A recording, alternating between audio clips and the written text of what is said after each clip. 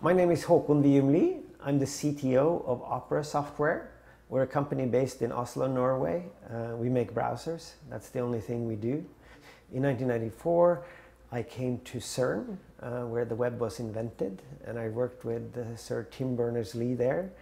I saw that one part was missing, and that was style sheets, and that's why I proposed CSS. What are some of the new things that the designers and developers and that users will end up being able to benefit? Yeah, we have many new features coming. Maybe I should show you some on the screen? Yes. Yeah. So most of the stuff people read on the web are shown in one of these fonts. However, there are thousands and thousands of other fonts out there as well that can be used. And by adding web fonts to your style sheets, you know, 2 lines of code that are shown at the top here, one can start using other designs as well. And here's the Angel font, and this is not an image, this is a real font, and I'm using Opera to show this. You can see I can select the text, and that's important for several reasons. It's important for accessibility, so that somebody, a blind person, for example, with a speech synthesizer can still get to the meaning of this. It's important for printing, when you want to, print in high quality. It's important for compression. This is much more compressed representation than a picture will be.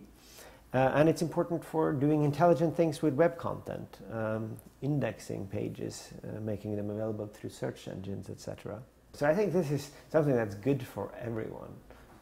And therefore I expect it to change the face of the web in the next few years. So what are some of the other new things with CSS3? One of my favorite is the backgrounds and borders, especially the border radius property, which allows designers to set a roundedness on the border of a box. And this is something people have been asking for years now. It's very simple actually. You set a radius, horizontal and a vertical. You can create different kinds of expressions, visual expressions, just by changing a few numbers.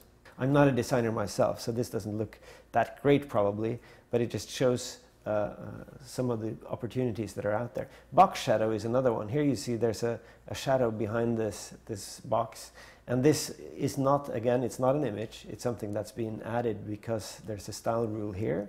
And I can add more parameters to give it a color and to give it some blur. So I can have a blurred page, blurred shadow behind the box here.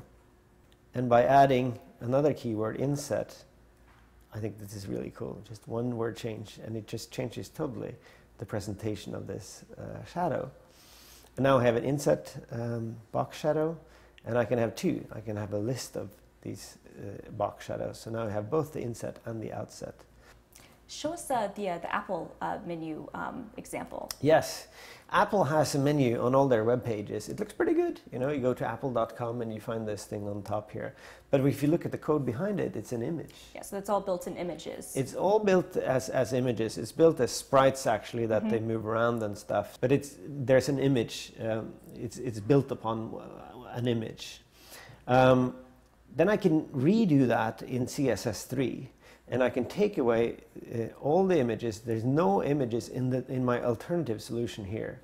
And you can see that this version here has the same roundedness, it has the same subtle shadow effects underneath, it has the same rounded input fields, and it has the same 3D appearance of the text.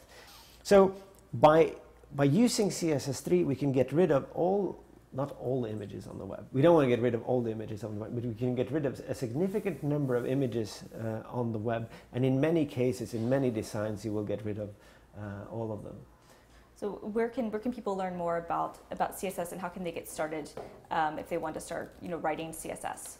Well, there's a bunch of good books coming out now about CSS3.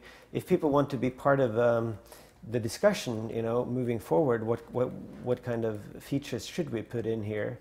Then I think the mailing list, www.style@w3.org, that's the place to be. That's where we discuss features and make sure that we describe them in the right way. It's a very active community, and we welcome new people there as well. Thank you so much for speaking.